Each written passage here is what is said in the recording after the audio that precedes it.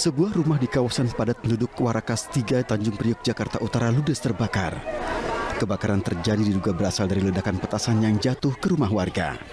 Warga dibantu puluhan personel pemadam kebakaran dikerahkan untuk padamkan api. Petugas mengerahkan 7 unit mobil pemadam ke lokasi. Api berhasil dipadamkan selama 1 jam kemudian. Tidak ada korban jiwa dalam peristiwa ini, namun kerugian ditaksir mencapai puluhan juta rupiah. Tim Liputan iNews melaporkan.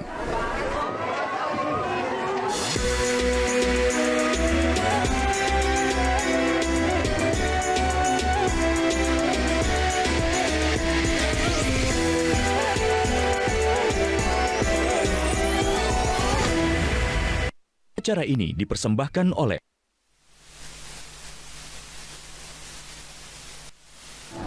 Pemirsa, Hari Raya Idul Fitri 1443 Hijriah, lalu lintas di Lingkar Gentong terlihat sepi dari kendaraan. Masyarakat sekitar memilih untuk bersilaturahmi bersama dengan sanak saudara di dalam rumah mereka usai menjalankan sholat Idul Fitri. Jika di Hari Raya Idul Fitri tahun-tahun sebelumnya, pemirsa, warga melaksanakan mudik lokal. Kali ini situasinya berbeda. Pada Hari Raya Idul Fitri, jalur selatan Garut, Tasikmalaya terlihat sepi. Arus kendaraan di Lingkar Gentong didominasi oleh kendaraan warga lokal. Banyak warga sekitar bersilaturahmi ke rumah sanak saudara untuk merayakan Hari Lebaran.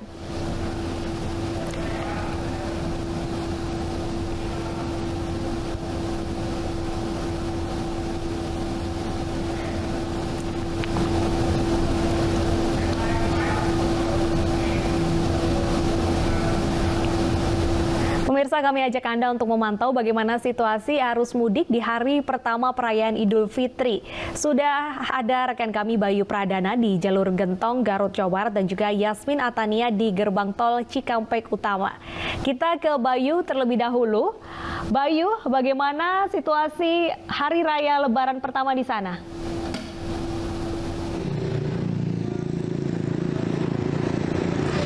Wilson dan Bernadetta, sebelumnya izinkan saya mengucapkan selamat merayakan Hari Raya Idul Fitri bagi pemirsa Ayu Siang yang merayakan.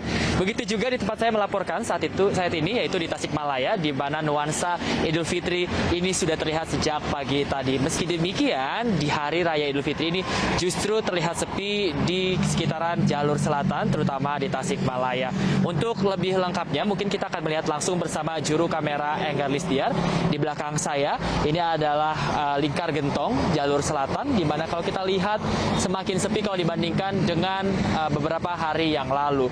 Ini sudah terjadi sejak pagi tadi menurut pengamanan kami, di mana hanya ada sejumlah kendaraan. Meskipun ada kendaraan yang berasal dari luar kota, seperti salah satunya adalah Jakarta, tapi tetap saja kendaraan yang mendominasi di sekitaran Lingkar Gentong ini adalah kendaraan lokal. Memang mayoritas masyarakat ini lebih memilih untuk melakukan silaturahmi di rumah sanak saudaranya. Tadi pagi kami juga sempat meninjau di kota Tasikmalaya, di mana kemeriahan Idul Fitri terasa di pagi hari. Di Masjid Agung Tasikmalaya pada pagi hari ini sudah langsung disambangi oleh banyak sekali masyarakat yang memang 2 tahun kemarin ini sempat terhalang untuk melaksanakan sholat Idul Fitri berjamaah di Masjid Agung Tasikmalaya, dan tahun ini akhirnya mereka bisa beribadah melaksanakan sholat Idul Fitri kembali. Tadi ramai sekali, ada sekitar 10.000 kurang lebih jamaah yang melaksanakan sholat Idul Fitri, bukan hanya di dalam Masjid Agung Tasikmalaya saja, tapi juga masyarakat ini mengisi di sekitaran, di lapangan, dan juga di jalan di sekitaran Masjid Agung Tasikmalaya. Namun sejenak, hanya beberapa saat saja usai sholat Idul Fitri, langsung Masjid Agung ini terlihat sepi. Bukan hanya Masjid Agung saja, tapi juga dari jalan yang kami telusuri, ini juga kami melihat sepi dari masyarakat. Kalau kami lihat, memang untuk tahun ini banyak sekali pemudik yang datang untuk melepas rindunya ke keluarganya. Namun meski demikian, mereka pada Hari Raya Idul Fitri ini memilih untuk bersilaturahmi dengan sanak saudara mereka di rumah masing-masing. Memang tadi juga Bapak Wali Kota Tasikmalaya ini juga mengatakan bahwa ini adalah momen yang yang disyukuri bahwa akhirnya setelah 2 tahun akhirnya momen Idul Fitri ini bisa terasa kembali. Dan memang diharapkan dengan patuhnya masyarakat dan juga pemudik yang sudah datang ke Tasikmalaya ini bisa melanjutkan momen seperti ini ke depannya, dan diharapkan dengan adanya momen Idul Fitri seperti ini merupakan awal dari kebangkitan Tasikmalaya dari COVID-19, terutama dari sektor ekonomi. Sementara kita kembali ke jalur selatan, kalau kita lihat memang masih sangat sepi, walaupun ini sudah menunjukkan hari sudah siang, namun kami tidak melihat kemacetan. Kalau kita bandingkan dengan beberapa hari yang lalu, bahkan kemarin sore, kami masih melihat adanya keramaian yang ada di jalur selatan, dan bahkan 2 hari sebelumnya lonjakan kendaraan ini luar biasa sekali, yang dimana setelah makan sahur banyak sekali pemudik yang telah menyambangi jalur selatan ini, dan tentunya ini menjadi momen juga bagi Tasikmalaya untuk menyambut kembali mungkin keluarga mereka yang sudah lama menahan rindu mereka selama 2 tahun. Dan dari Pak Wali Kota juga berpesan bahwa kepada para pemudik yang sudah datang kembali ke Tasikmalaya, Pak Wali Kota ini mengucapkan selamat datang kembali, selamat berkumpul dengan keluarga, dan diharapkan bisa terus menerapkan protokol kesehatan dimanapun mereka nantinya akan singgah, dan diharapkan nantinya para pemudik ini juga bisa patuh nantinya untuk berlalu lintas sehingga bisa pulang dengan selamat. Kalau di jalur selatan ini sudah sepi di Hari Raya Idul Fitri, bagaimana dengan gerbang tol Cikarang Utama? Ada rekan Yasmin di sana. Rekan Yasmin, silakan. Di jalur selatan ini sudah sepi di Hari Raya Idul Fitri. Selamat siang Wilson, Beta, dan juga pemirsa. Untuk situasi terkini di gerbang tol Cikampek Utama 1 kilometer 70 tempat saya melaporkan terpantau ramai lancar, tidak terlihat adanya antrian maupun kepadatan kendaraan, dan untuk saat ini ruas tol ini sudah dapat dilalui secara 2 arah ataupun normal, karena memang sejak kemarin pihak kepolisian sudah mencabut berbagai sistem rekayasa lalu lintas yang sebelumnya diterapkan untuk mengurai kepadatan kendaraan. Adapun untuk saat ini didominasi ini pengendara yang melintasi gerbang tol Cikampek Utama 1 adalah pemudik jarak dekat yang hendak bersilaturahmi ke sanak saudara usai melaksanakan sholat Id. Berdasarkan data yang kami terima dari pihak Jasa Marga, pada pukul 10 pagi tadi ada sebanyak 7.000 kendaraan yang memasuki gerbang tol Cikampek Utama 1 menuju ke arah Jawa Tengah maupun Jawa Timur.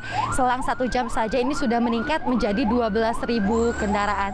Dan nampaknya bagi para pemirsa yang baru saja hendak melaksanakan mudik ataupun hendak ingin bersilaturahmi, tidak akan menemukan hambatan yang begitu berarti saat di perjalanan, karena untuk saat ini arus lalu lintas lancar, tidak ada rekayasa lalu lintas yang dilakukan, dan juga tapi tetap untuk mempersiapkan berbagai hal mulai dari keterisian BBM maupun keterisian kartu elektronik agar perjalanan dapat berlangsung lancar dan juga aman.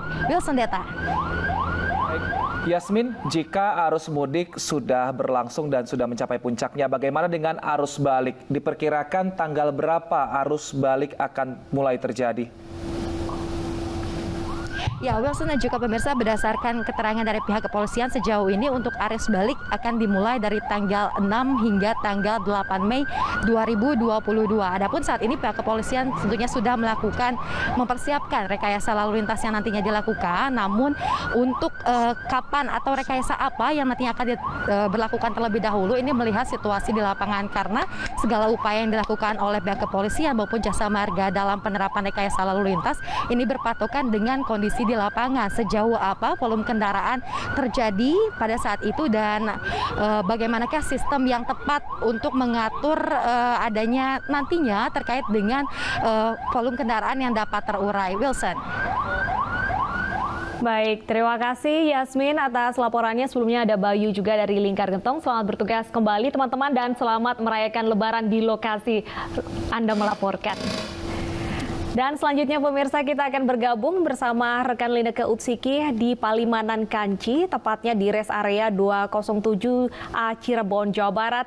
Selamat siang Lineke, apakah rest area digunakan juga oleh masyarakat untuk melaksanakan sholat Id? Ya, Deta, Wilson, dan juga pemirsa, benar sekali bahwa kalau dari pantauan kami memang untuk rest area yang berada di kilometer 207A ruas tol Palimanan Kanci ini juga digunakan oleh para pemudik untuk melaksanakan sholat Id. Karena dari pantauan kami meskipun ini merupakan hari pertama Hari Raya Idul Fitri, tetapi masih ada sejumlah pemudik yang kemudian melakukan perjalanan jarak jauh di hari pertama yang biasanya justru digunakan ketika mereka sudah berada di lokasi ataupun di kampung halaman masing-masing untuk berkumpul bersilaturahmi bersama keluarga. Tadi kami sudah berbincang-bincang dengan sejumlah pemudik yang menyebutkan alasan mereka memilih untuk melakukan perjalanan jarak jauh di hari pertama Lebaran ini dikarenakan arus lalu lintas yang ada di tol Trans Jawa ini sudah jauh lebih lancar ataupun lengang. Karena dari pantauan kami juga saat ini situasi arus lalu lintas di ruas tol Trans Jawa di kedua arahnya, baik di jalur A maupun di jalur B ini terpantau lancar. Dan informasi yang perlu diketahui juga oleh para pemudik untuk sistem rekayasa lalu lintas berupa ganjil genap, kontraflow ataupun lawan arah, dan juga sistem satu arah maupun one way ini sudah tidak diberlakukan lagi. Artinya kendaraan-kendaraan dari arah timur menuju Jakarta maupun dari arah sebaliknya ini sudah dapat menggunakan ruas tol Trans Jawa. Dan dari pantauan kami juga untuk di rest area yang berada di kilometer 207A ini memang masih cukup banyak begitu pemudik yang berada di lokasi untuk menggunakan fasilitas-fasilitas yang ada, baik itu untuk beristirahat, kemudian menggunakan fasilitas umum seperti toilet, pengisian bahan bakar, ibadah, ataupun kemudian menggunakan fasilitas yang ada seperti yang unik adalah di kilometer 207A rest area ini terdapat pijat gratis yang disediakan oleh Polres Cirebon Kota, di mana masyarakat ini yang lelah sehabis berkendara bisa menggunakan fasilitas yang disediakan ini mulai dari siang hingga dengan malam hari tanpa dipungut biaya sepeser pun. Dan informasi yang kami peroleh juga dari Kementerian Perhubungan maupun anggota Dewan Pertimbangan Presiden yang kemarin juga melakukan peninjauan baik itu di jalur arteri maupun di ruas tol Trans Jawa ini menyebutkan bahwa sistem satu arah ini disebut efektif untuk mengurai kepadatan yang ada. Bahkan di tahun ini disampaikan menjadi tahun dengan volume kendaraan yang paling tinggi yang memecahkan rekor sepanjang sejarah. Yang sebelumnya ini dipecahkan rekornya di tahun 2019 dikala itu ada sebanyak 103.000 kendaraan yang melintas dari ruas tol ataupun dari gerbang tol Cikampek Utama dari arah Jabodetabek menuju ke arah timur seperti ke Semarang, Surabaya, Cirebon, Solo, dan juga sekitarnya. Dan saat ini fokus dari pihak Kementerian Perhubungan, Jasa Marga, dan juga berbagai pihak lainnya adalah berkenaan dengan arus balik yang kemudian disampaikan oleh Menteri Perhubungan Budi Karya Sumadi bahwa untuk puncak arus balik ini diperkirakan akan terjadi pada tanggal 6, 7, dan 8 Mei. Tentunya berkenaan dengan rekayasa lalu lintas, ini sistem penerapannya masih sama, mulai dari ganjil genap, sistem satu arah maupun kontraflow. Sementara yang kemarin juga menjadi imbas adalah berkenaan jalur arteri, khususnya kendaraan-kendaraan dari arah timur ke arah Jakarta, dikarenakan nampaknya ini cukup banyak kendaraan-kendaraan sumbu 3 ke atas maupun bus yang melewati jalur arteri, karena sesuai dengan aturannya memang mereka tidak boleh ataupun tidak diperkenankan melintas di ruas tol Trans Jawa selama puncak arus mudik. Kemarin disampaikan oleh Kementerian Perhubungan ini sebenarnya juga sudah dievaluasi dan juga sudah disampaikan kepada industri berkenaan dengan hal ini. Tetapi dikarenakan memang volume kendaraannya ini luar biasa, antusiasmenya tinggi sekali, dan disampaikan Kementerian Perhubungan nantinya pada saat puncak arus balik ini akan mendahulukan kendaraan-kendaraan sumbu 3 ke atas yang bisa melintas ke ruas tol Trans Jawa, baik itu untuk BBM, logistik, maupun pengisian bahan bakar lainnya ataupun kendaraan-kendaraan besar seperti truk, angkutan bus, dan juga minibus. Dan dari pantauan kami juga, meskipun di ruas tol Trans Jawa ini terpantau lancar, sebenarnya tadi kalau kami lihat cukup ramai kalau berbicara di jalur arteri Pantura, karena memang lokalisasi ataupun kemacetan sudah terjadi sebenarnya di jalur-jalur arteri dikarenakan cukup banyak begitu pemudik yang lalu lalang ataupun warga lokal sendiri yang ingin berkumpul bersilaturahmi bersama keluarga. Dan dari pantauan untuk di Karangasem ini cukup ramai dengan para pemotor dibandingkan dengan hari-hari biasanya, apalagi terdapat pasar tumpah di sana seperti Pasar Mundu, kemudian Pasar Ikan Gebang, dan juga Pasar Tegal Gubuk. Ini juga perlu diperhatikan oleh para pengendara. Kembali ke Bernadetta dan juga Wilson. Baik, terima kasih Lineke Utsiki atas laporan Anda. Selamat bertugas kembali dan tetap jaga kesehatan.